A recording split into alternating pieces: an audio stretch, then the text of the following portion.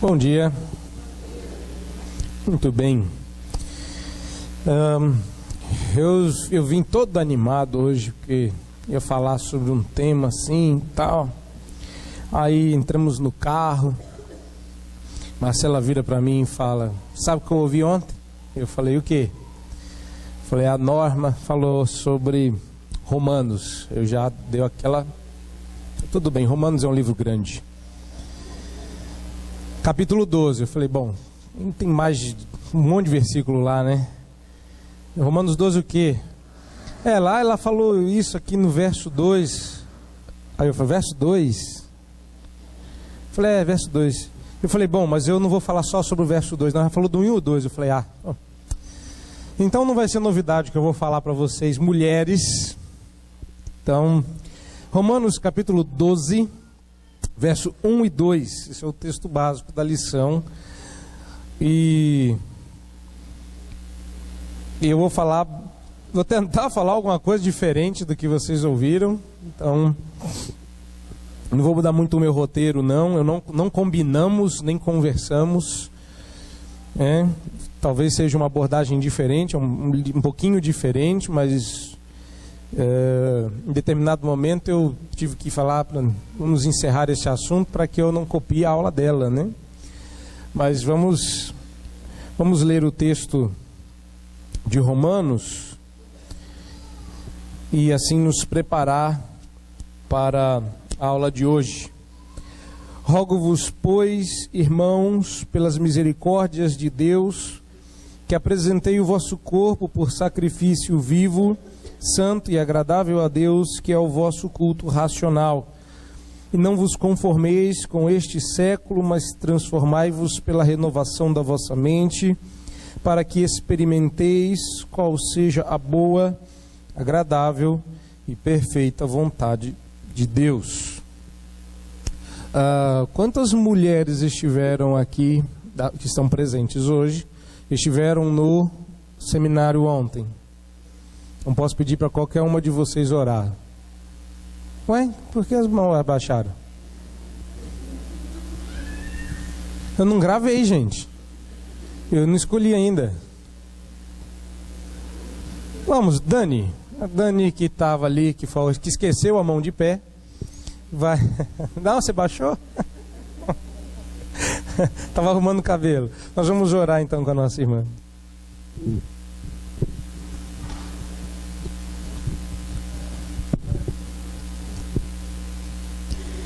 Senhor nosso Deus e Pai, nós te louvamos por este dia, nós te louvamos por esta manhã, porque o Senhor tem cuidado de cada um de nós, o Senhor tem nos abençoado a cada dia com as tuas graças e a tua misericórdia. Te louvamos por tudo, Senhor, te agradecemos pelas tuas ricas bênçãos sobre a nossa vida. Te louvamos e te agradecemos também pela aula que teremos agora, Senhor, por mais um ensinamento que o Senhor nos dará. Obrigada por tudo, nós te louvamos e agradecemos em nome de Jesus. Amém. O assunto de hoje é o que é secularização. Nós vamos, nesse trimestre, estudar uma série de lições que respondem à pergunta: o que é isso? E nós vamos ver diferentes coisas e perguntar: o que é isso? O assunto de hoje é secularização. O que é isso? O que é secularização? Vocês podem rapidamente olhar no texto que aparece aí a palavra século, não é? E não vos conformeis com este século. E é a partir daí que a gente vai partir. Observem que a importância da igreja é inegável, e é justamente por isso que ela vem sendo atacada pelos seus inimigos mais ferozes, o mundo e o diabo. E o seu grande desafio não é no nosso século. O desafio da existência da igreja é permanecer pura até o encontro com Cristo. E é aí que a secularização entra como um fator de grande importância a ser estudado. Como esse é o desafio da igreja, permanecer pura, e como secularização não é uma clara heresia, ou seja, a igreja não necessariamente deixa de sê-lo, ela se descaracteriza, mas ainda permanece ali, mas não tão pura assim.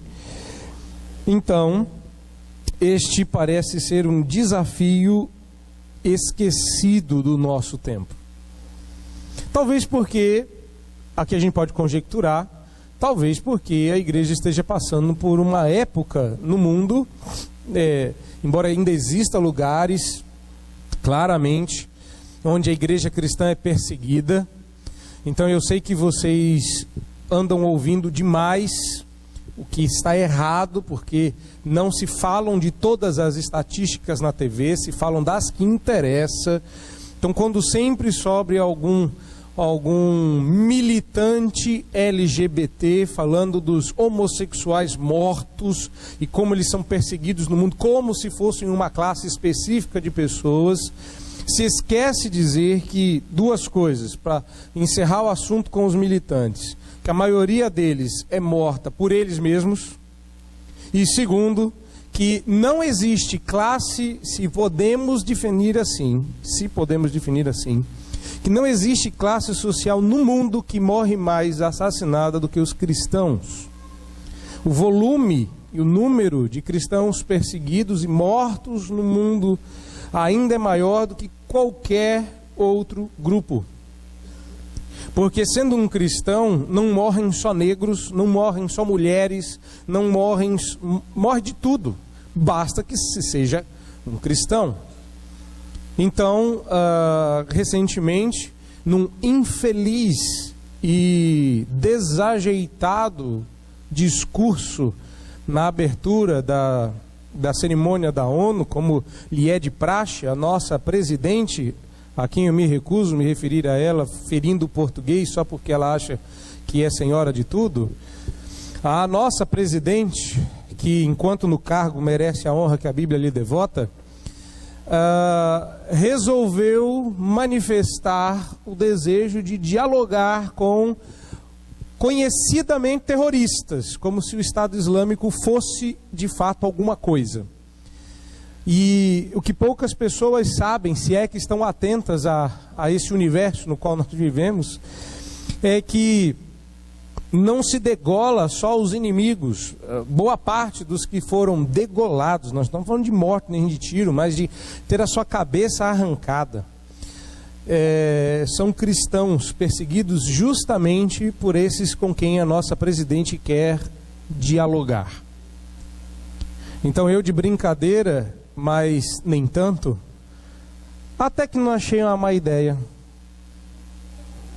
não é? Vamos mandar a nossa presidente dialogar com eles. Vocês já entenderam, né?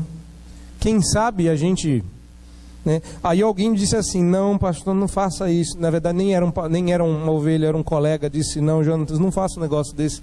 Não peça isso a Deus, porque se ela for dialogar com eles e eles fizerem aquilo que eles sabem fazer de melhor, quem assume o Brasil é o Michel Temer. Então é melhor a gente mudar. Peça a Deus para que a coisa mude no domingo. Então, mas veja, esse é um desafio que a igreja esqueceu. Talvez porque isso esteja tão distante de nós. A ideia de morrermos por conta da nossa fé.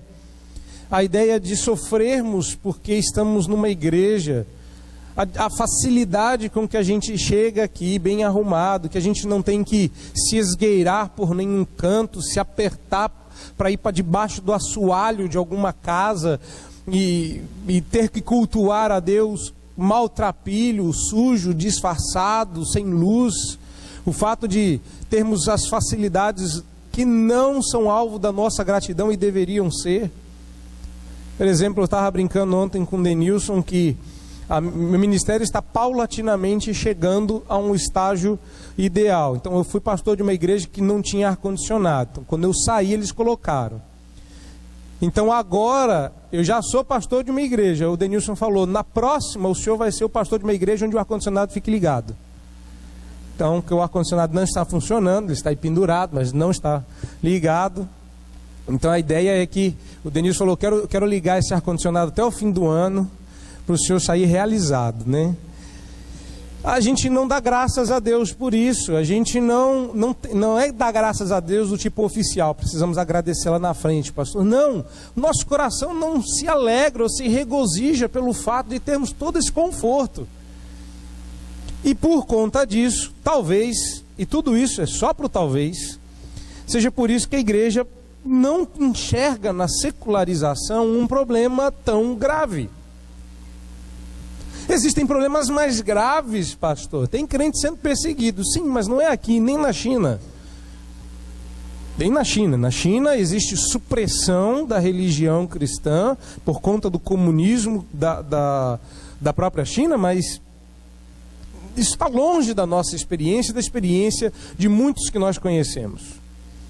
Então, talvez, por isso, seja tão difícil nós enxergarmos na secularização um problema a ser combatido. Só tem um detalhe: é um problema, é grave e é como muitos cânceres. Quando a gente percebe, aí já estamos a ponto de morrer. E a secularização é um câncer que vem comendo e corroendo a igreja, e quando a igreja se der conta, ela já estará às vésperas da morte. Como já tem acontecido com muitas igrejas ao redor do mundo, novamente, distantes de nós. Algumas, como a maioria das igrejas na Europa, que morrem à míngua, estão se tornando museus. Não existem mais, e a esperança da igreja não são os jovens, nem as crianças, mas as pessoas. Mas não tem mais ninguém lá. Os homens foram os primeiros a ser atacados, a igreja ficou sem homens, depois ficou sem jovens, depois ficou sem ninguém, e a geração que estava lá foi dormir com o Senhor. Então é um problema grave, gravíssimo, e a igreja precisa de orientação, pois está correndo o risco de se tornar absolutamente secularizada. Então nós vamos dividir esse problema em 4 etapas. Nós vamos rapidamente definir o que é secularização, vamos identificar o problema, vamos falar do problema da relevância e vamos, por fim, entender como podemos nos defender do secularismo. Ok? E eu vou usar aqui intercambiavelmente, ou seja, eu não vou fazer grandes distinções entre o termo secularização e o termo secularismo, mas existe alguma diferença que eu não vou abordar na aula de hoje.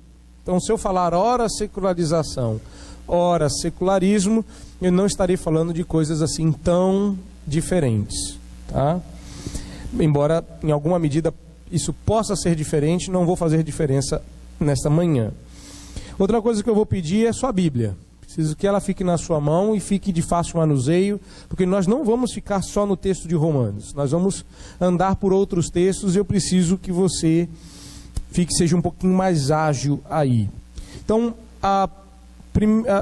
você pode começar abrindo a sua Bíblia em 1 Coríntios 1:20. Deixa marcado aí. E já vá para 2 Coríntios 4:4. Por quê? Porque eu quero só que você confira lá o que está escrito. Não é um texto que nós vamos ler todos juntos. Eu só quero que você confira lá. Ok? Então, quando falamos de secularização ou secularismo, o que vem à nossa mente é a palavra século, como eu já pontuei aí em Romanos 12. Mas esse termo não é uma referência apenas a um espaço de 100 anos, como isso pode parecer, presente século, a nossa geração, quando falamos de secularização ou secularismo, tá?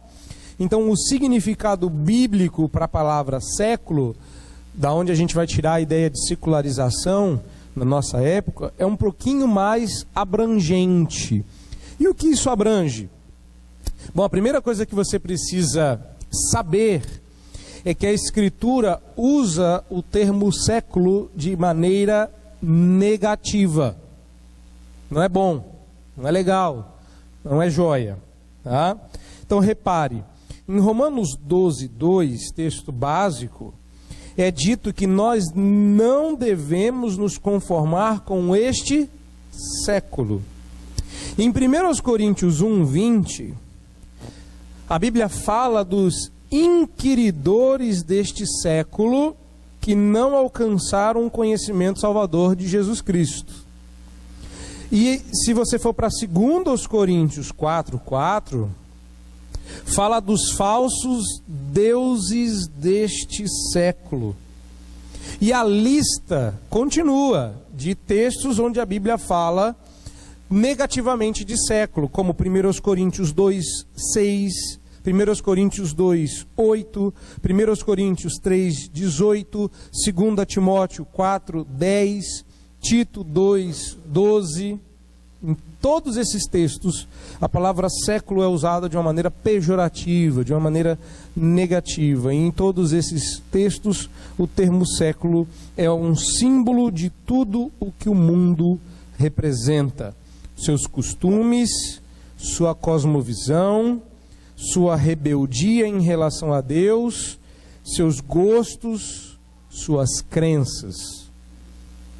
Então você aí que não esteve no seminário de ontem, talvez tenha estranhado aí a palavra cosmovisão, mas ela não deveria ser uma novidade para você, nem para quem estava aí ontem, né? Cosmovisão nós já conhecemos. Se você não conhece, depois você me procura que eu traduzo para você, que eu já fiquei esperto nesse negócio de tradução. Então depois você me procura lá, tá? Então, repetindo, o que o termo século significa na Bíblia é tudo aquilo que o mundo representa. Seus costumes, cosmovisão, sua rebeldia em relação a Deus, seus gostos, suas crenças. Então, definindo o que é secularização, se você estiver anotando, é o processo pelo qual a igreja assume a forma do presente século, ou seja, o processo pelo qual a igreja começa a manifestar marcas de mundanismo. Então vou repetir. O que é secularização? Vamos definir o que é secularização. Observando os textos, e visto que a Bíblia sempre fala disso como algo negativo, e diz que a gente não deve se conformar, que eles não alcançaram um conhecimento redentor, que existem falsos deuses, nossa definição é que secularização é o processo, repare, não é um ato, não é um pecado isolado, é um processo lento, paulatino, bem suave, em alguns momentos até gostoso, né? Igual o pecado, não é? Pecado é um negócio muito ruim em seus efeitos, mas não tão ruim em sua prática. Há um prazer errado, nosso gosto é deturpado, não é? Já disse para vocês que o pecado torceu a nossa língua, fez com que a gente, espiritualmente falando também, que fez com que a gente passasse a gostar daquilo que não é gostoso, passasse a apreciar aquilo que Deus detesta, não é? E a gente passou a desenterrar coisa que não devia nunca ter saído da terra, como cará. Cará é um negócio que não devia ter saído da terra, concorda? Não, né? Tá vendo? É a prova de que o pecado, né? Então, vamos lá. Tem uns negócios que tinha que ter ficado lá, né? Quem vai caçar o trem debaixo da terra? Curiosidade? Então, foi a curiosidade que matou o gato, diz o ditado. Então, o que é secularização? É o processo pelo qual a igreja assume a forma do presente século. Ou, em outras palavras, é quando a igreja começa a manifestar marcas de mundanismo. Isso é secularização. Nós somos chamados do mundo, estávamos no mundo. No mundo não é no planeta Terra, não é no planeta. Fomos tirados de um universo de cosmovisão, de crenças, de costumes, de valores. Vivíamos ausentes de Deus. Fomos tirados desse meio e trazidos para a luz. Mas, às vezes, a gente carrega um trecho de trevas para dentro da luz e isso corrompe a luz. Deus não a tolera. Então, nada consegue ser mais sério do que isso. É como se nós, de maneira ingrata, quiséssemos retornar para o Egito. Mas isso não é uma novidade, não é? Quando o povo se deparou, né, deu de frente com o mar, eles quiseram voltar para o Egito. Era mais fácil. Como é que eles iam enfrentar aquele desafio? Aí Deus soberanamente, amavelmente, milagrosamente os faz passar a pé enxutos. Passamos. Porque agora há um outro mar a ser aberto, o mar da fome. E agora eles se encontram num deserto onde nada planta, nada colhe. Eles sentiram sede. Vamos voltar para o Egito, que lá tem botija de água. Deus fere a rocha, sai água, bebe água. Matou a sede. Mas já faz um tempão que a gente está comendo esse pãozinho miserável, né? Uma saudade daquele galeto egípcio. Aí Deus fala, vocês vão comer carne até sair pelo nariz. Aí dá a carne lá providencialmente. Então toda hora, aquela igreja que saiu, né? Vou ser anacrônico aqui para vocês entenderem. Aquela igreja que saiu do Egito, toda hora se lembrava das cebolas do Egito. Por tudo e por nada queria voltar. O que está acontecendo hoje? A igreja de Cristo está desapercebida de que está fazendo marcha ré e dando volta para trás, querendo as marcas do Egito, quando nós deveríamos buscar as marcas de Jerusalém. Então, o presente século tem, agora identificando o problema, ponto de número 2. O presente século tem maneiras peculiares de enxergar a vida, o próximo e Deus. Quando isso que eu acabei de chamar aqui, maneiras todas próprias de enxergar a vida, a si mesmo, o próximo e a Deus. Nós damos um nome disso de cosmovisão.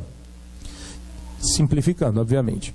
Então, quando estas visões equivocadas do eu, da vida, do próximo e de Deus começam a fazer parte de mim, isso significa que eu estou adquirindo a cosmovisão do mundo. Isso é um processo de secularização. Só que o que a gente esquece é que as características do mundo são inimigas de Deus, são inimigas do Criador. E não deveria causar surpresa se o mundo manifesta essas características. Tudo bem. O que causa surpresa, novamente, e a gente devia se surpreender, devia achar isso um absurdo, mas a gente já deu uma acostumada, não é? Quando a gente lê em alguma revista que faz uma pesquisa, como a Cristianismo Hoje, que publica lá índices de divórcio dentro da igreja, no mesmo patamar do mundo, crente não fica casado igual, mais do que qualquer pessoa que não está nem aí para Deus. Isso devia ser considerado um absurdo. E os motivos não são legítimos. Não se luta mais pelo casamento, não se luta mais pela família. E as igrejas estão tão desesperadas em seu secularismo que tem igreja que é especialista nisso. Aí você põe lá na placa, igreja da família, igreja da batalha pela família. São duas igrejas que eu já vi, não aqui, eu já vi na cidade que eu pastoreei antes de Poá. Então lá em Barretos, eu me lembro de passar em uma rua e uma igrejinha nova está abrindo, e a igreja chamava Igreja da Batalha pela Família. Então, vocês adoram a Deus? Não, aqui a gente só batalha pela família aqui. Então é uma igreja especialista. Está errado.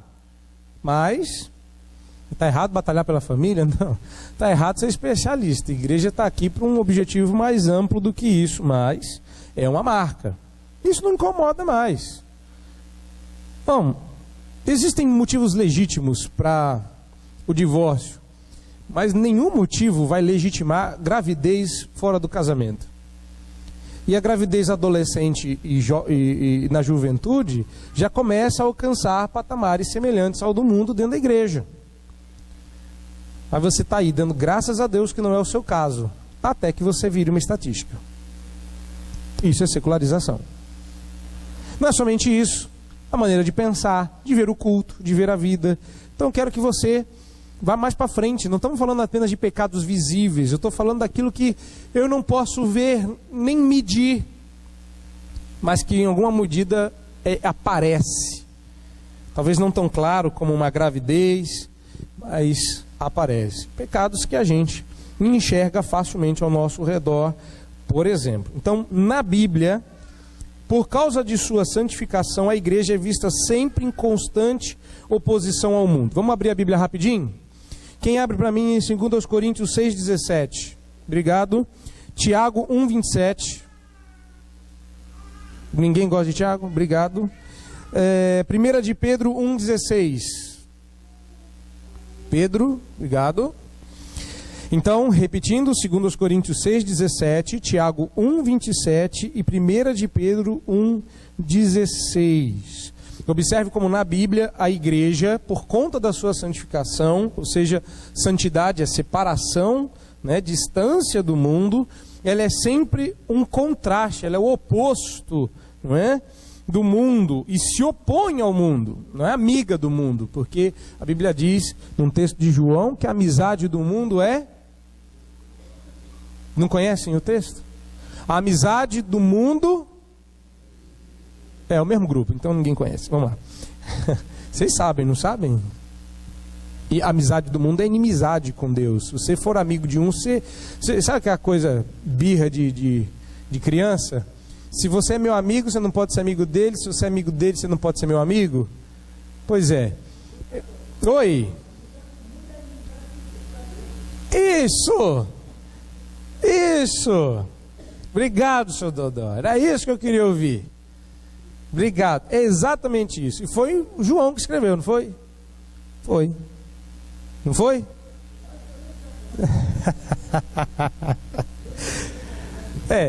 Mas está na Bíblia. Obrigado. Vamos lá. 2 Coríntios 6,17.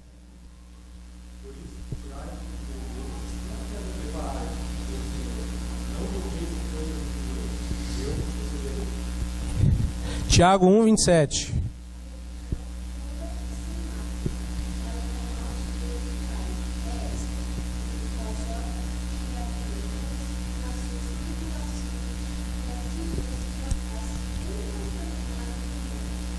Primeira de Pedro 1,16. O que você nota nesses textos é que a igreja está buscando santidade. Isso significa, na prática, se resguardar do contato contaminador com o mundo.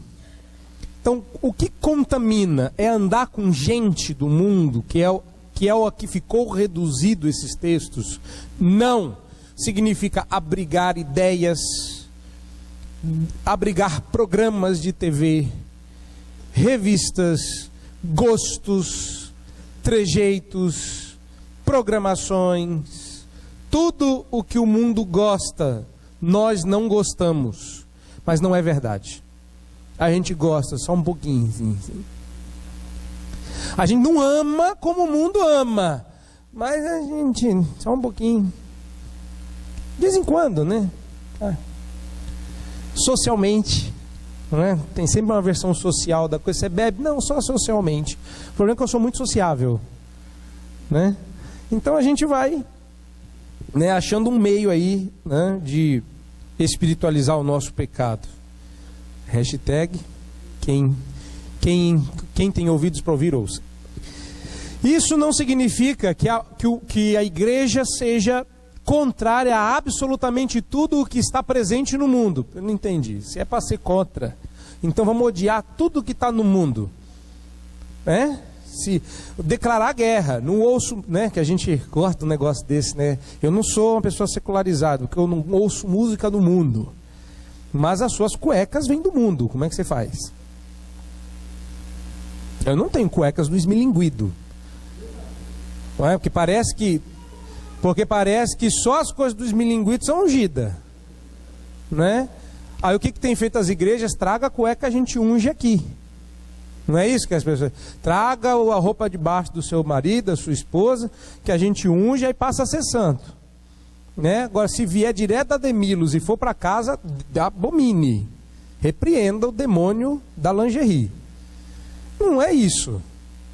É tudo que está no mundo, é música do mundo, não pode ouvir música do mundo. Eu comprei essa semana aí um CD de Marte, fantástico, gente. Só música marciana, nenhuma música do mundo, só música de outro mundo. Será isso o que a Bíblia está dizendo? absolutamente tudo que está no mundo nós somos contra. Não. Boa arte não é não recomendável, é ao contrário. Boa música, coisas boas. Se você vai num bom restaurante, você não pergunta se essa comida veio do mundo, quem cozinhou é do mundo, não é?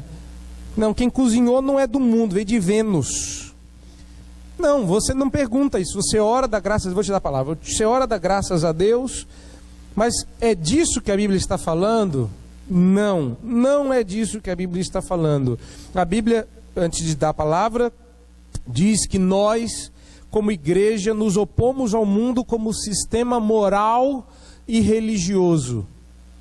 A religião e a moral do mundo não deveriam ser vistas dentro da igreja. E é isso o que tem entrado na igreja. Nossa moral é uma mistura de bons costumes de antigamente com uma religiãozinha para inglês ver. E a gente chama isso de cristianismo. A Bíblia diz, isso não é cristianismo, isso é secularização. Secularização, porque era assim que o presente século fazia. Foi assim que o século passado fez, e é assim como o século do futuro fará. Ele vai assimilar coisas boas e vai agregar as suas coisas ruins. O problema é que a sopa pode estar deliciosa, mas se você achar um cabelo meio esquisito ali, você não consegue tirar o cabelo. Digamos, na sua casa você até vai, porque você conhece a origem do cabelo. Mas quando você pega a sopa, reclama para o garçom, tem um cabelo na minha sopa, e ele diz, é o cabelo do feijão. E você fala, mas feijão não tem cabelo. Tem sim. Feijão, corre aqui. Você não vai tomar a sopa, vai? Por quê? É só tirar o cabelo. A sopa não estava uma delícia até você descobrir o cabelo? O problema é que quando você descobre a contaminação, você para de usufruir. Imagine que você faz parte de uma sopa chamada igreja. E na colherada que Deus põe dentro desse prato, sai o cabelo do mundo. Pergunta, Deus vai levar essa igreja embora? Você levaria esse prato embora? Não, você pede para trocar. Já pensou se Deus pedisse para trocar? Ele já fez isso uma vez. Ele falou, vou cozinhar esse povo 40 anos aqui e vou trocar esse povo. Esses não vão entrar na terra prometida. Manda vir outro. Então cuidado, talvez o nosso século esteja experimentando aí algo que nem sequer está consciente. Pois não, senhor Josias?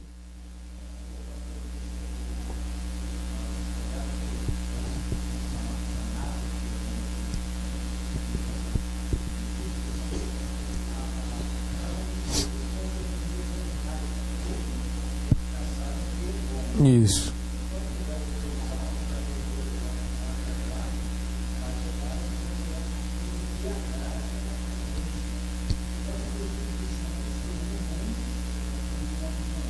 Isso, boa. Não é deixar de ver televisão que vai fazer você ser uma pessoa mais santa. Porque tem gente que deixa de ver televisão e vai fofocar com o vizinho. Não resolve, entende? Não estou dizendo que se você faz isso toda vez que você desliga a televisão, mas é possível de acontecer. Eu não converso com meus vizinhos porque eu não os conheço, não quero amizade com eles. Tá, a pergunta é, quando você desliga a sua televisão, você vai fazer o quê? Não, nada, eu fico sem fazer nada, pois ociosidade também é pecado. Pois não? Exatamente, fala lá em Provérbios 1:7. Muito bem lembrado. Precisamos prosseguir por conta do nosso tempo. O desafio da igreja em se manter pura e saudável atravessa os séculos, vindo desde a criação, e permanecerá esse desafio até a vinda do Senhor Jesus. Nosso tempo, entretanto, tem proporcionado alguns desafios que a gente pode considerar aí únicos. Então veja, toda essa facilidade do nosso tempo e toda a liberdade que temos no nosso país, como agora, não proporcionou uma igreja mais forte, nem um mundo mais impactado por sua presença. Vou repetir. Toda essa facilidade não proporcionou uma igreja mais forte, nem um mundo mais impactado por sua presença. Existe uma bancada evangélica no nosso país que não conseguiu impedir nenhuma das atrocidades jurídicas que tivemos a triste oportunidade de presenciar. A minha pergunta é: para que eles servem? Pastor, deixa eu explicar para o senhor. São poderes distintos, né? Eles não podiam fazer nada. Quem fez isso foi o poder judiciário, né? Então o senhor não confunda as coisas não, para não parecer ignorância. Pois é, sabe o que me irrita? É que não existe nenhum juiz daquela competência crente. Isso me irrita, porque quem gosta de dar de intelectual, de saber a diferença entre os três poderes, nunca se estimulou nem ao filho a ser um juiz e ministro do Tribunal Superior e manter a sua fé rija, robusta.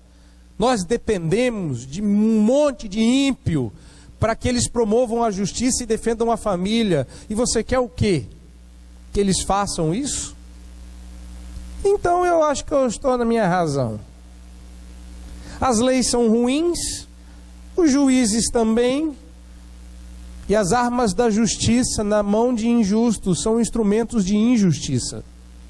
Até a verdade, como disse o pastor Douglas Wilson certa feita, até a verdade é algo tão rijo e tão bom para bater na cara dos outros como um taco de beisebol.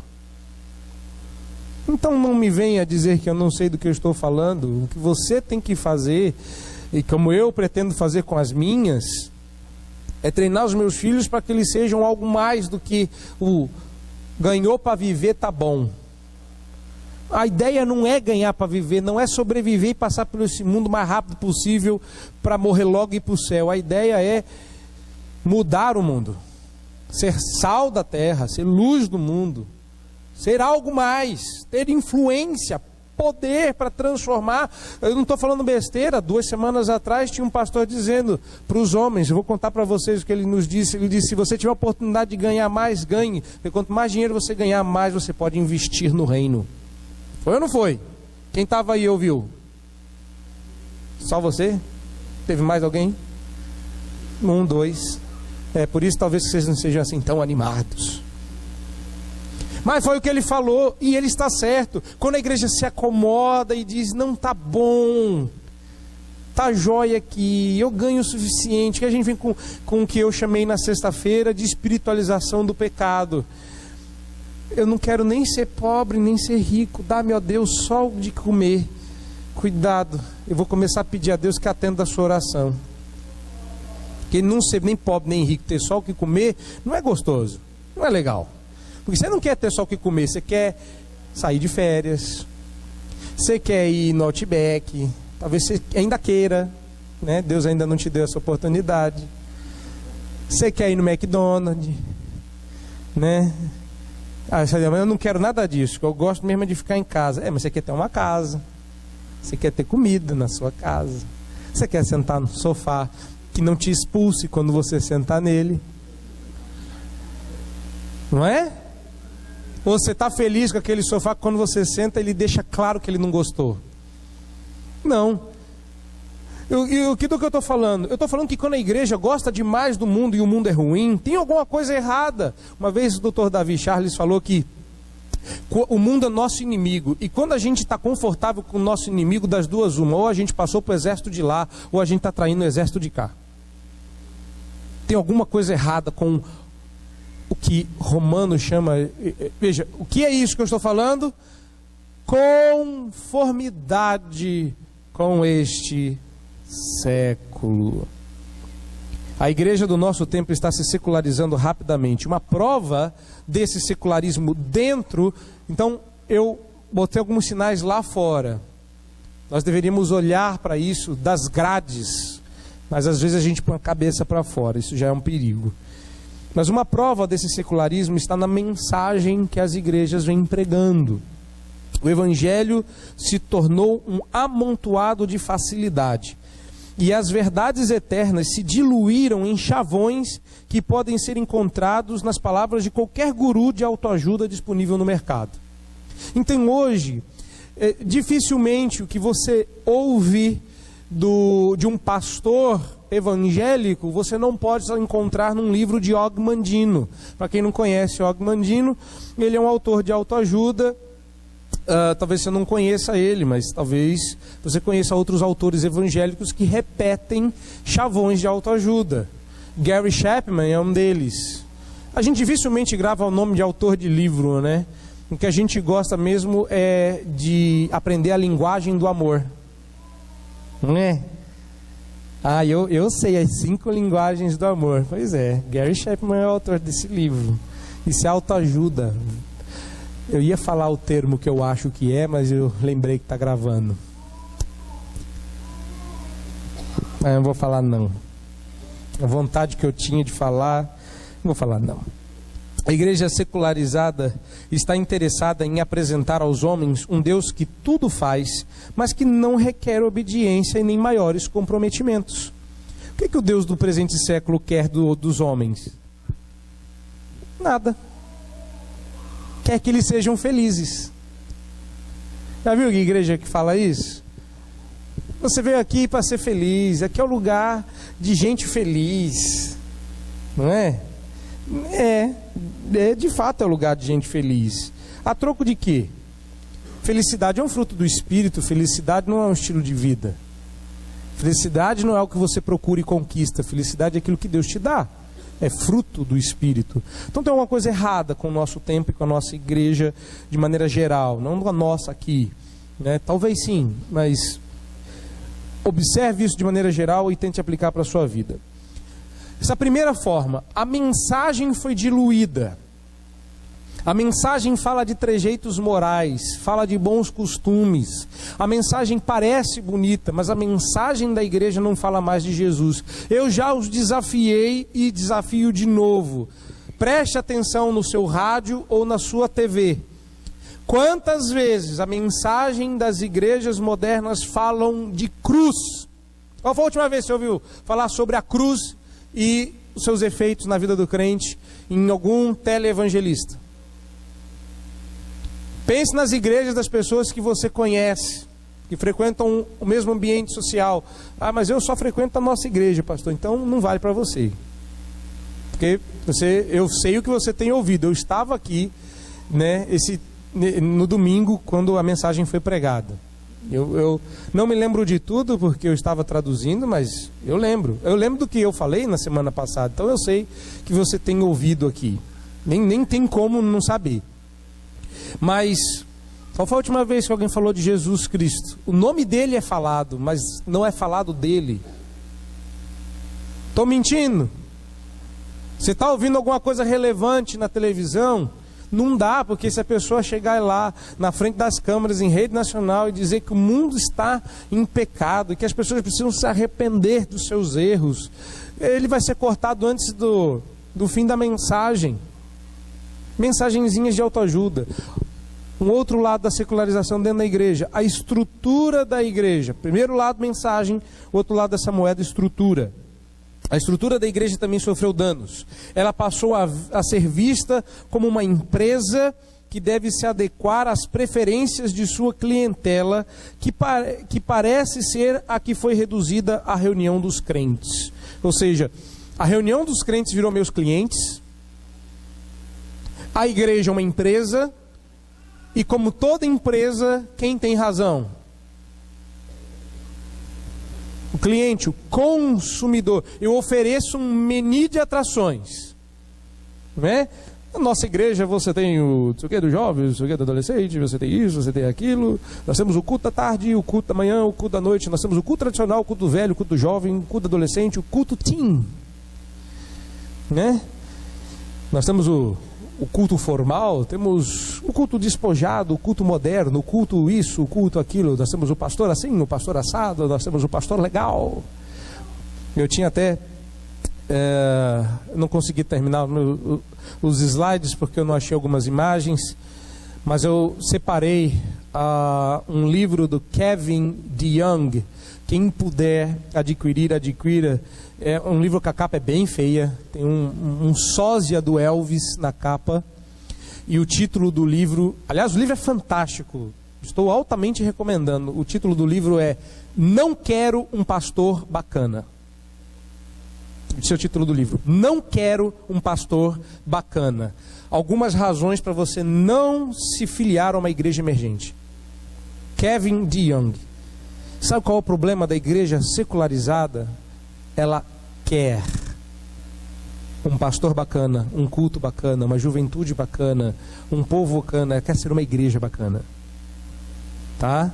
Isso são sinais de secularização. A estratégia da igreja agora é uma estratégia de marketing de empresa, e soluções provenientes de pesquisas de mercado começam a encontrar espaço na igreja. O culto, o planejamento, a doutrina e a vida eclesiástica foram remodelados para refletir sua nova preocupação, que não é mais agradar a Deus, mas atender uma demanda formada por homens sem real comprometimento com a glória de Deus. O culto agora tem que ser reformulado para alcançar o desigrejado, para alcançar o não crente, porque o não crente não gosta, o incrédulo, o ímpio, não gosta do culto de crente. Então a gente tem que fazer uma coisa que se comunique, que seja apetecível para ele. Mas veja, qual é a preocupação da igreja? Agradar a Deus. Quando a igreja está mais preocupada em agradar seus clientes, inevitavelmente nós vamos acabar desagradando Deus. Simples assim. Não me venham dizer que não é verdade. Eu, ao longo dos anos de ministério, que já se somam 11, eu já sofri pressões para mudar pregação, para mudar liturgia, porque não estava agradando a clientela. E não é só nas igrejas que eu fui pastor, não. Fora também. E em alguns casos, minha esposa até me acompanhava. Ela via na cara das pessoas que me ouviam que a coisa estava errada. E eles demonstravam toda a aceitação da mensagem nos isolando. Vai lá o leproso. E como é que a gente chama isso? A gente pode dar muitos nomes, mas não pode fugir do fato de que a igreja está tomando a forma do presente século. Identificamos o problema? Vamos falar de um específico. O problema da relevância. Esse é o ponto de número 3. Como eu disse, são 4, eu estou partindo para o fim. Um argumento falso do secularismo contra a igreja seria a sua falta de relevância. Acho que a igreja que cai no conto da carochinha de que ela não é mais relevante, já se tornou secularizada. A igreja não é mais relevante. Quem já ouviu essa expressão? Precisamos de uma igreja relevante. A igreja desse século já não é mais relevante. Quem já ouviu isso? Levanta a mão aí. 1, 2, 3. Ok. Você acha a sua igreja relevante? Levanta sua mão aí. Ah lá, então vocês já ouviram. Todo mundo secularizado. É sério. É sério. Nós tivemos uma oportunidade, e vez por outra acontece isso, até nas minhas pregações, de gente que acha que está fazendo tudo errado. Nossa igreja não é relevante, nossa igreja não está mudando a nossa cidade, não está mudando o nosso mundo, nossa igreja não faz diferença no mundo. Será? Esta igreja faz diferença na sua vida? Sim ou não? Então você é irrelevante, porque se essa igreja sumir daqui, ela não faz falta para o mundo. E você está dizendo que ela é irrelevante para o mundo e se esqueceu de que ela tinha que ser relevante para você. É você que está aqui. Quem ama essa igreja? E me digam de novo, essa igreja é irrelevante? Entenderam? A gente quer ser relevante para quem? Para quem? Seu Josias, só dá uma olhada para cima assim, ó.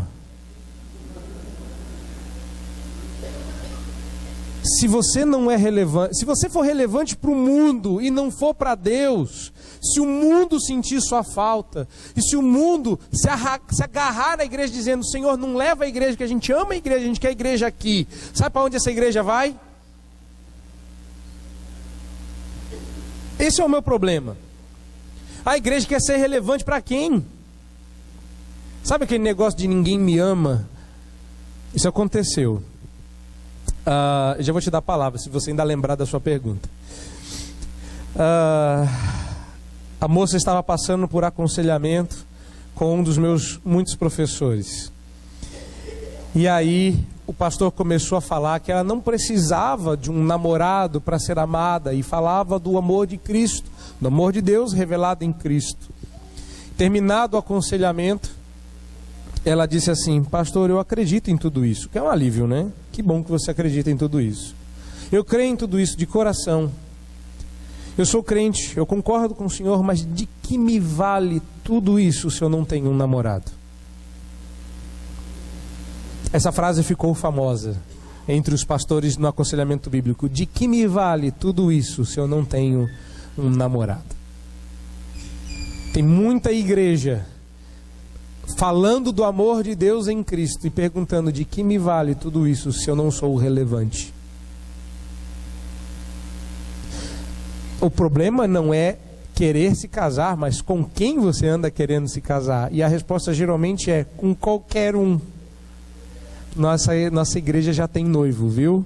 Nós não precisamos ser relevantes para mais ninguém, a não ser para o nosso noivo. É igual lá em casa. Eu não escolho meus perfumes, quem escolhe é a minha esposa, porque não quero saber o que você pensa do meu cheiro, mas o que ela pensa do meu cheiro, eu quero saber. Quando eu chego em casa com um corte de cabelo ruim e ela acha lindo, eu não estou nem aí para vocês. Mas quando eu chego em casa, já acontece, que eu chego em casa falando: gostei, agora aí acertou. Eu chego todo fashion, minha esposa olha e fala: eu falei: acabou. Vontade que eu tenho é de raspar, pedir para Deus: faz igual Sansão, Senhor, faz meu cabelo crescer amanhã para poder cortar essa nhaca de novo. Isso é casamento, não é? Qual a opinião que mais... Não, isso vale só para os homens, né? Porque mulher gosta mais de ouvir a opinião das outras. Mas num casamento, idealmente falando, qual opinião importa mais? De quem? Do cônjuge. A igreja está casada com quem? Ou noiva? De quem? Qual a opinião que mais importa? Do mundo. Se é do mundo,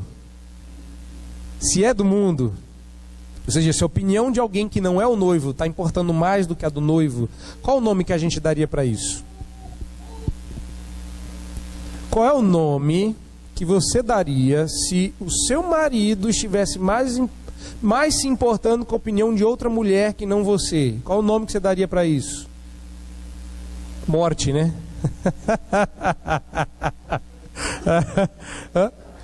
Safado. Traição, adultério.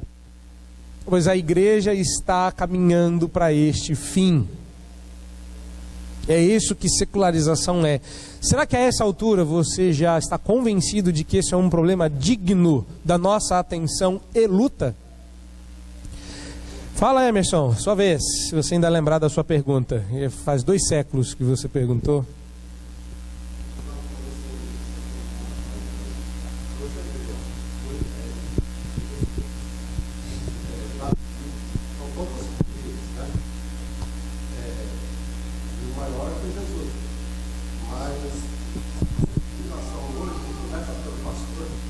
Sim.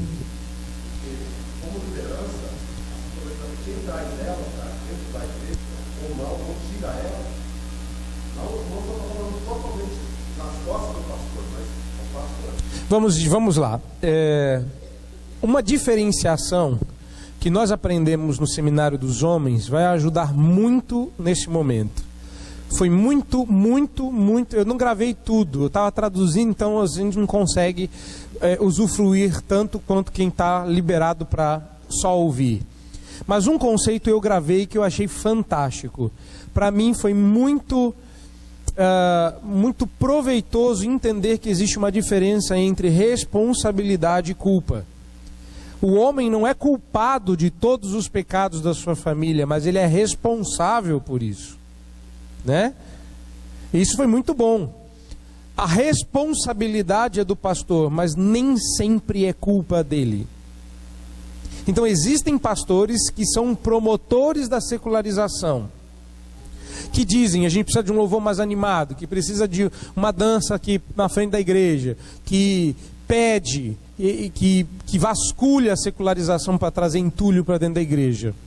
Mas tem o pastor fraco, o pastor que tem uma posição pessoal ortodoxa, mas que permite que certas coisas sejam feitas na igreja por conta da vontade do povo. Ao invés de ensinar, pastorear, cuidar e proteger o seu povo, ele permite que eles andem como ovelhas desgarradas, como quem não tem pastor. Está lembrando do texto? Ou seja, a responsabilidade era deles, mas a culpa é pessoal. Então, isso não vai acontecer com você, quando eu estiver na frente do Cordeiro, eu vou ter que dar conta dos meus pecados e ser responsável pelo de vocês. Mas eu não vou nem para o céu, nem para o inferno, por conta da culpa de vocês. Ninguém vai poder chegar lá e dizer assim, a culpa foi do meu pastor, como já se faz aqui, né? Nesse lado da glória. E normalmente a gente vê alguma coisa errada, a culpa é do pastor. Como é que a gente faz isso? Quando a gente diz assim, o pastor disse, o pastor falou, o pastor isso, o pastor aquilo. Quando deveria ser a palavra de Deus. Olha, fiquem à vontade. Eu só estou adiantando que a desculpa não vai colar. Ele vai chegar lá, mas eu adulterei porque o meu pastor nunca falou. A culpa é sua.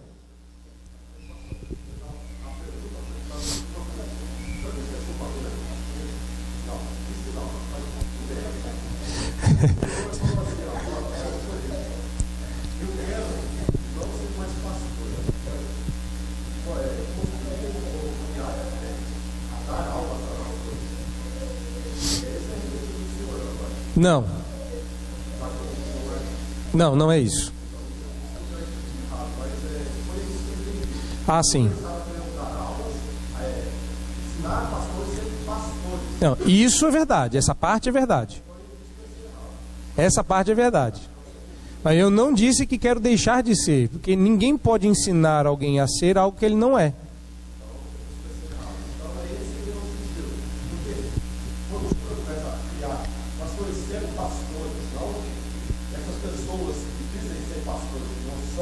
Sim. É aí que muda a questão da igreja também, porque o reflexo da igreja é o pastor. Não, o inverso, vamos dizer o inverso, né? A igreja pode ser um reflexo do seu pastor. É claro que de certa forma é. Nós não podemos negar isso. Todo rei em Israel mudava o povo de Israel e às vezes o povo pagava pelo erro do rei. Não é? Então, normal. A igreja sim, mas o pastor não pode ser um reflexo da igreja. Ele foi colocado ali para guiar a igreja, não é? Eu estou estudando um pouquinho a minha futura pátria, né? E aí, em determinado momento, o Mandela, quando assumiu a presidência da África do Sul, teve algumas dificuldades de guiar o povo. Eles estavam muito arredios. E ele tomou uma decisão um pouco impopular com respeito a um time de rugby. E aí, no embate, ele usou uma frase muito interessante. Ele disse: vocês me elegeram para liderá-los. Agora deixem que eu faça o meu trabalho e sigam a minha liderança. Então, às vezes, a igreja tem um mau pastor e sabiamente não o segue. Deve proceder à transição. Mas o inverso também pode ser verdade. Então, a igreja pode ter um bom pastor, mas não querer segui-lo. Como a África do Sul teve que lidar com um pastor, né? Mandela agia de vez em quando como um pai, um pastor, tinha um pouco desse trejeito. Mas observe, nem sempre ele era bem recebido, embora ele tenha sido colocado lá por conta dos anseios da pátria. E às vezes a decisão não é tão popular assim. Então repare, a responsabilidade eu nunca vou entender que não é do pastor, eu acho que é. Mas nem sempre é sua culpa. E qual é a diferença? Bom, a alma que pecar essa morrerá. E não foi o pastor quem pecou, embora ele se responsabilize por isso. Para a gente não perder muito tempo nessa tangência, eu vou encerrar com um exemplo, para você entender a diferença entre culpa e responsabilidade. Era Natal, e estávamos em casa nos preparando para a ceia. E em casa nós fazemos um pequeno culto doméstico antes de cear no Natal. E eu estava encerrando o processo, porque você sabe que a gente se ora ou se cultua antes da ceia, a gente está sempre de olho no antegozo da glória, né? A mesa está ali chamando você, venha, né? E você está ali com um olho na Bíblia, o outro no frango, né? E eu estou ali terminando meu curto sermão, que já havia sido reduzido pela metade por conta da fome, quando meu telefone toca. Então vamos lá, se é pastor, é Natal, e o seu telefone toca próximo das 10h30, 11 horas da noite. O que você imagina? É alguém que se lembrou do pastor e que vai desejar a ele um Feliz Natal. Não é? Não, não é não, não é, não é não. Ninguém lembra do pastor nessa hora, a menos que ele esteja na sua casa. E aí, eu atendi meu telefone com essa ingênua expectativa. E eis o que eu ouço no telefone: pastor, corre aqui, em prantos, corre aqui. A polícia está na frente da minha casa. Meu marido bebeu demais, está ameaçando bater na minha mãe. Corre aqui, agora. Não foi? Aí você desliga.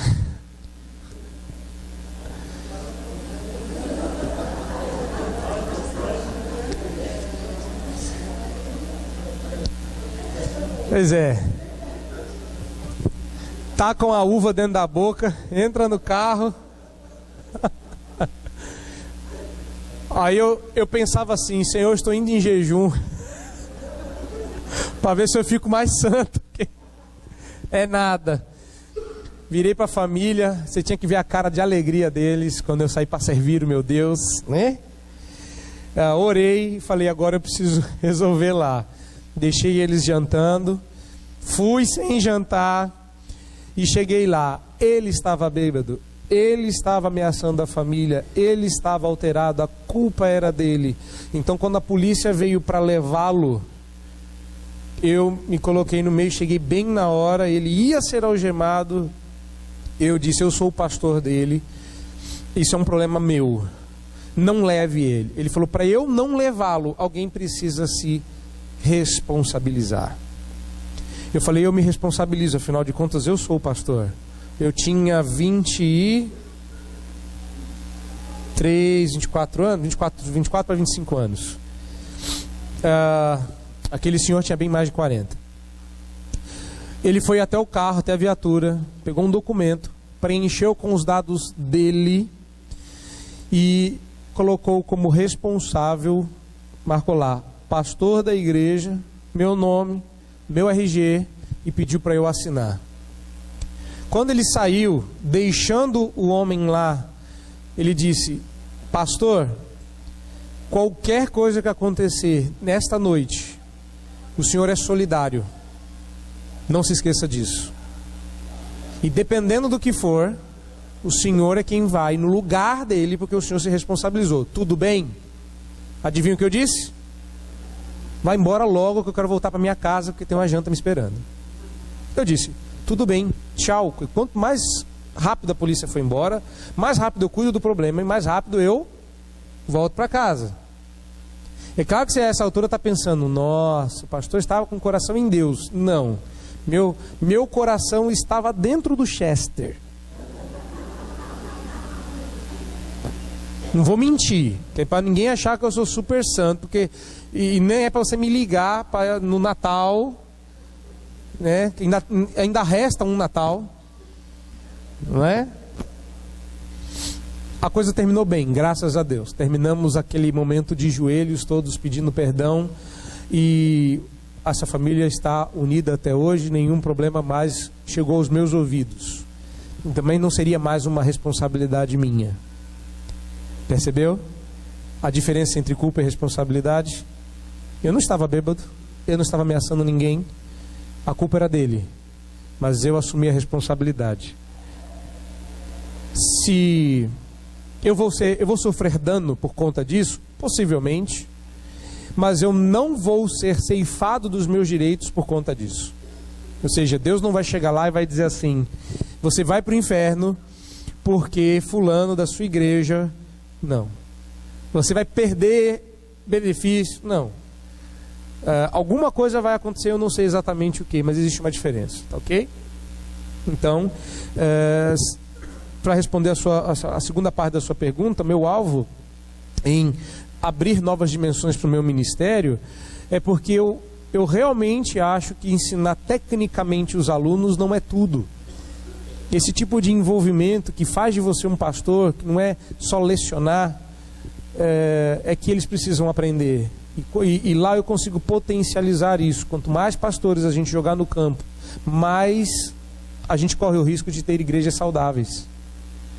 Então sim, eu quero fazer da minha vida alguma coisa que abençoe mais igrejas. E a maneira que nós temos de fazer isso hoje é lançar boas sementes no coração desses jovens que vão se tornar futuros pastores da nossa denominação. Começa, claro, nos seminários, começa na liderança da igreja, é por isso que a gente tem que se envolver, para não deixar a coisa correr solta. Entendeu?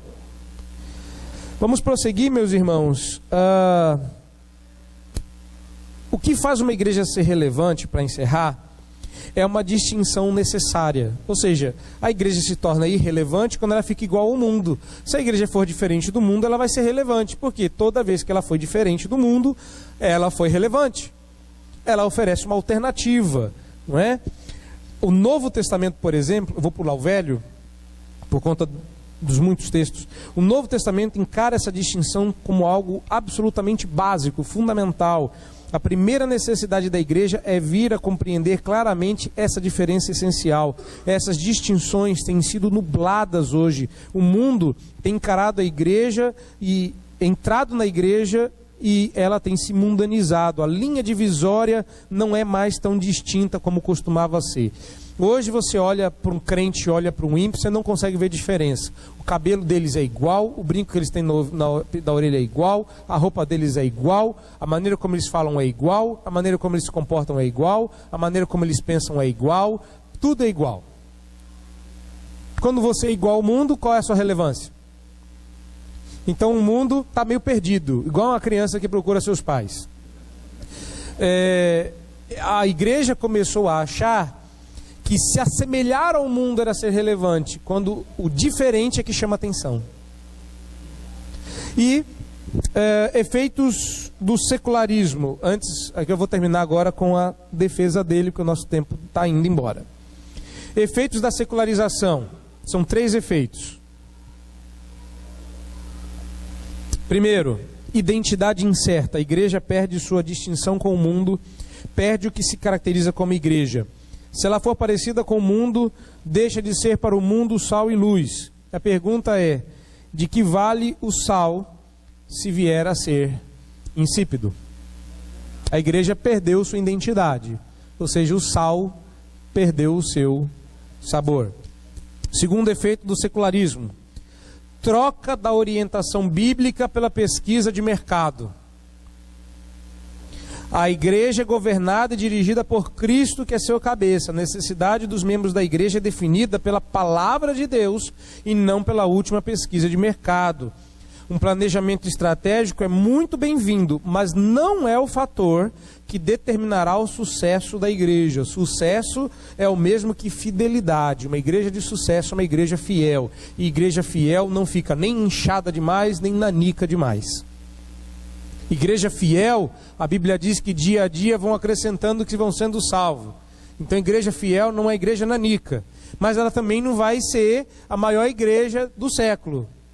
Não estou dizendo que igreja grande está errada, eu estou dizendo que não é o nosso alvo. Nesse ponto, sobre o tamanho da igreja, vale o que John MacArthur disse: se a qualidade da igreja for o que Deus quiser, a quantidade será o que Deus quiser também. Então, Deus tem chamados diferentes para diferentes igrejas. Terceiro, e esse é o efeito que nosso tempo tem visto mais, preste atenção: desilusão institucional.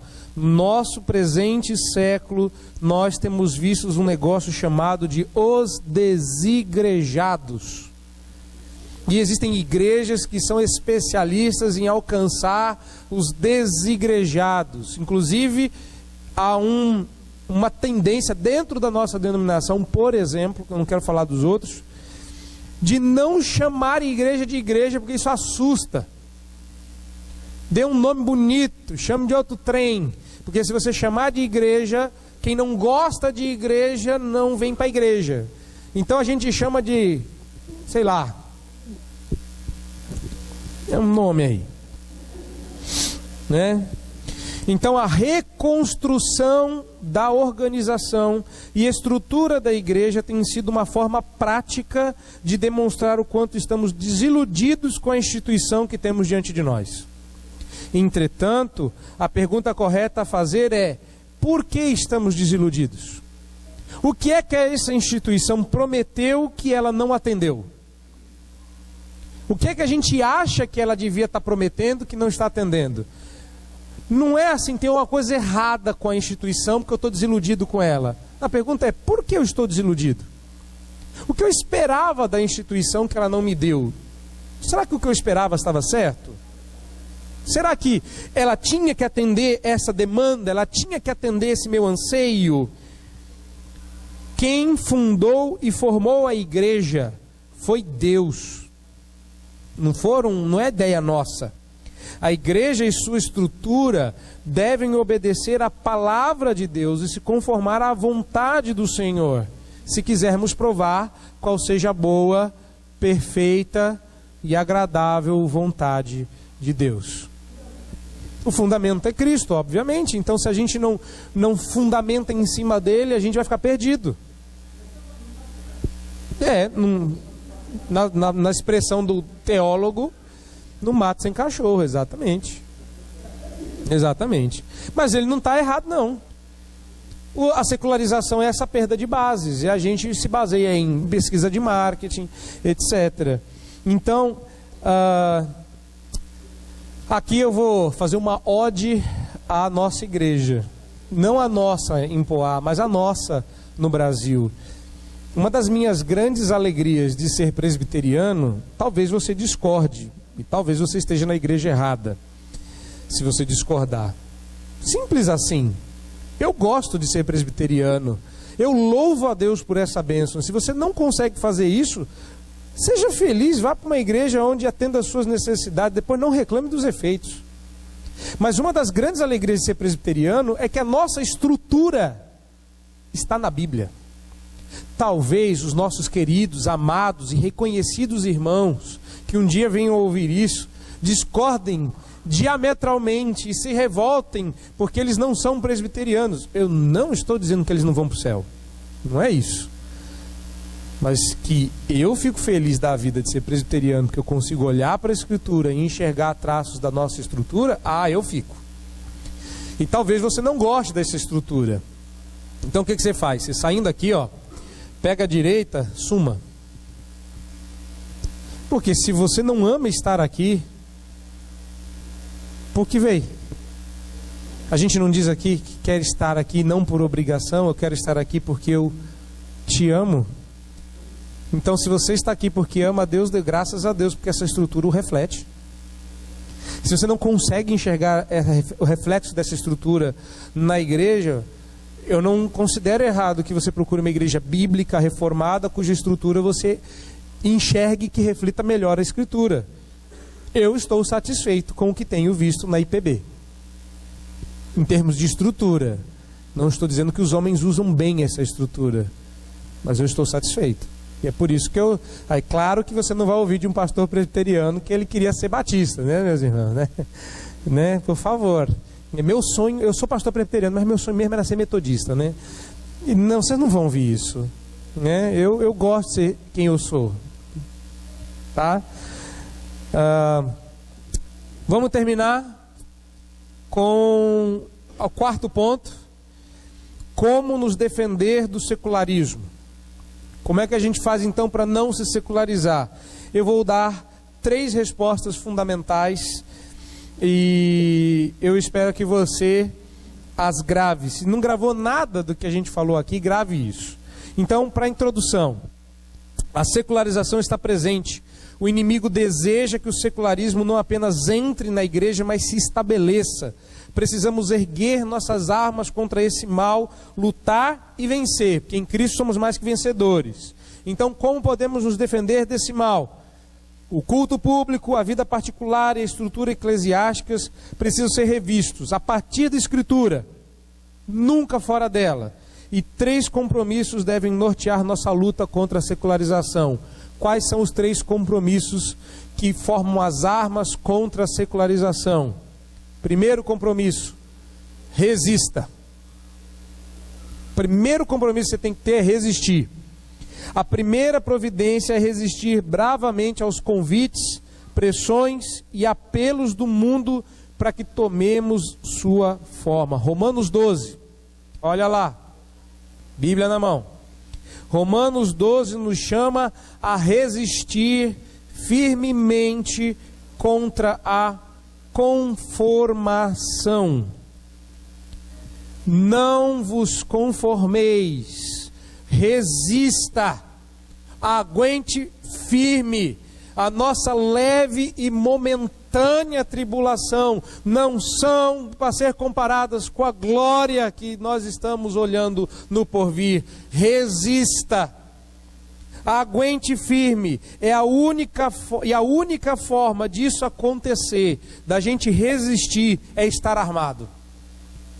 Abra sua Bíblia em Efésios, capítulo 6, 10 a 13. O que você vai encontrar lá? Eu quero que você abra e veja, mas você já sabe o que tem em Efésios 6, 10 a 13. O que tem lá? A armadura de Deus. E o que é que Ele manda a gente fazer? Revestir, pôr essa armadura, para quê? Para resistir, não é isso? Para que, tendo resistido a tudo, permanecer de pé. Às vezes na sua Bíblia seja uma versão ligeiramente diferente. Aí eu te pergunto, tem uma lista logo depois aí, só você dar uma olhada, de armamentos nessa, na verdade não são de armamentos, é uma lista de elementos desta armadura. Só existe uma arma. Qual? A palavra, ela é a única chamada aí de espada. A única forma da gente resistir é usar a palavra. Somos covardes. Oi? Não, o capacete não é uma arma, a menos que você tire da sua cabeça e dê. Ela protege, o capacete protege, a couraça protege, o escudo protege. A única que avança é a arma. Digamos assim, você não precisa ser corajoso para se encolher no canto atrás de um escudo. Mas o que espanta os outros, a Bíblia diz, resistir ao diabo e ele fugirá de vós. Você não resiste ao diabo dizendo atrás de um escudo quando sai para lá. Não, isso não põe medo em ninguém. Mas sabe o que põe medo nele? Quando você puxa a espada e fala, vem. Isso é igual o cachorro. Se você passa muito encolhido, ele cresce para cima de você, ainda que ele seja desse tamanho. Quando você vira para o cachorro que for, é claro que tem cachorros e cachorros, né? Eu nunca viraria para o cachorro do Joel, um Rottweiler de 300 quilos, e dizia, passa, que ele fala, eu passo a língua em você, né? Te engulo como um comprimido. Mas a gente tem medo de um... Gente, Satanás não é um Rottweiler. O Satanás, ele fica bravo quando a gente dá uma desdenhada na cara dele. Mas Satanás é um cachorro vira-lata, metido a besta, com aquele latido fino, achando que põe medo na gente. E às vezes a gente se acovarda. Se a gente puxar a espada e dizer, passa, resistir ao diabo, e ele fugirá de vós. A primeira ordem é, resista.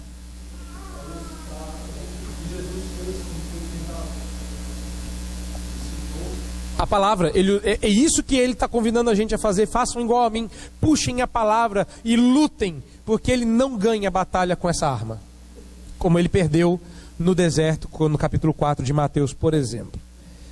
Segunda arma, como nos defender do secularismo. Primeiro, resista. Segundo, transforme-se. Transforme-se. É o segundo ponto aí de Romanos 12. Mas transformai-vos. Uma das coisas erradas que a igreja tem feito é chamar a igreja para ir transformar o mundo. Mas o texto não está mandando a gente ir transformar os outros, que é normalmente o que acontece. Eu atendi uma senhora que nunca mais votou em aconselhamento.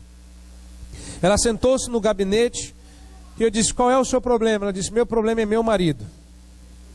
Eu falei, então, abri em 1 de Pedro 3 e disse, seu marido será ganho pelo seu procedimento. Vamos batalhar em cima da sua fé, do seu testemunho, das suas palavras, e você vai ser um bom exemplo. Isso não significa que seu marido será convertido, mas você tem uma responsabilidade pessoal. Ela se levantou e disse, se o senhor não vai chamar meu marido para falar para ele que ele está errado, não me interessa o aconselhamento. Porque ela entendia que o chamado dela era para transformar os outros. O que o texto está dizendo? Transformai quem? Paulo está dizendo para eles, transformai-vos. Então quando você diz para você, é transformar-me. Quem precisa ser transformado? Eu não mudo o mundo, mas quando eu me mudo, talvez o mundo queira me acompanhar. Eu não vou dizer quem, mas aconteceu aqui, que alguém foi transformado. Você vai reconhecer essa história. Não, né? Que a gente, tá bom, pastor, e quando você conhece a história, olha para a cara da pessoa, né? Não dá pinta, mas é porque está gravando. Mas olha, aconteceu aqui, a pessoa se converteu, ela foi transformada, ela foi modificada, e a transformação foi tamanha que alguém do seu rol, que conhecia ainda não intimamente, veio atrás, descobriu onde era, sentou no meu gabinete e disse, eu quero conhecer o Deus que transformou fulano, porque se transformou fulano, vai dar jeito na minha vida. Quando a gente procura a transformação da nossa mente, outras mentes seguem a nossa. Nós não temos que transformar o mundo, então a ordem é, transforme-se. Como é que a gente faz isso? Ouvir uma boa pregação não é tudo. Bom, resistir é ouvir boa pregação, palavra. E transformação é ouvir boa pregação? Não é tudo. Romanos 12 diz que também devemos experimentar a transformação pela renovação da mente.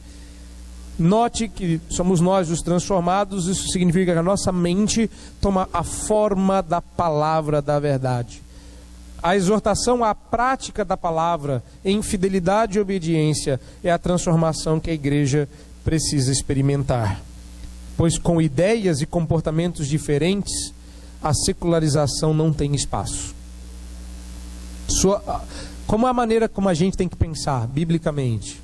Qual a maneira que a gente tem que viver biblicamente? Mas é impossível viver a Bíblia nesse mundo. Não é. Só é difícil. Mas se eu viver desse jeito, ninguém vai mais gostar de mim. Sim, provavelmente. Mas que te importa? Quem você quer que goste de você?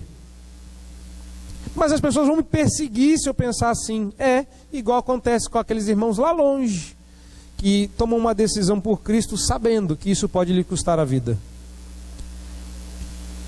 E aí você acha que o seu temor de homens é tudo o que mais te importa. Ai, eu prefiro morrer a não ser amado pelos meus colegas de trabalho. Vá para o Oriente Médio, porque lá você vai morrer de verdade. Não é o que as pessoas vão pensar de você, é onde elas vão passar a faca em você, é que muda. Então você não está correndo risco de vida, e mesmo que fosse isso, Jesus é quem diz, não sou eu. Não se importe com aqueles que podem matar o seu corpo. Se portem com aqueles que podem lançar a ambos, corpo e alma, no inferno. Então, terceiro e último: primeiro, resista; segundo, transforme-se; terceiro, consagre-se. Ainda estamos em Romanos 12. Consagre-se.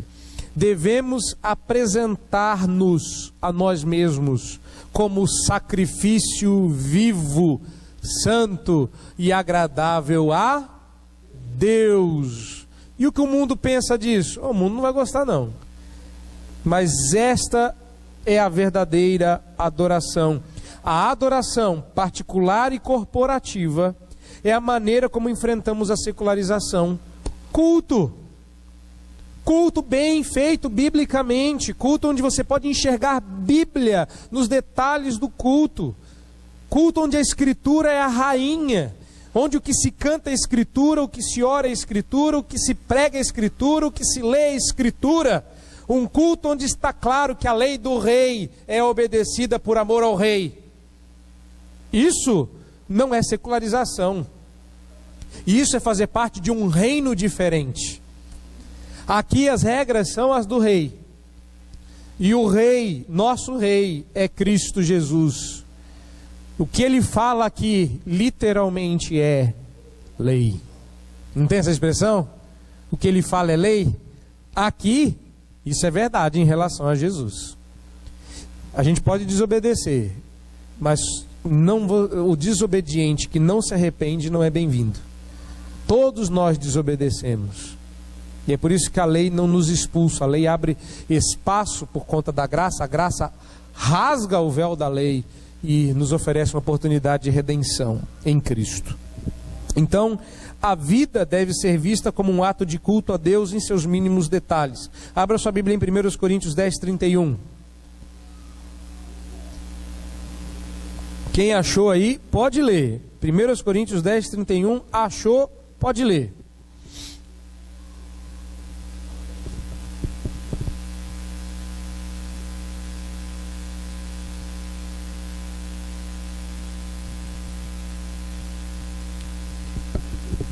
Sim, não aguento mais de calor, tinha que tirar o casaco.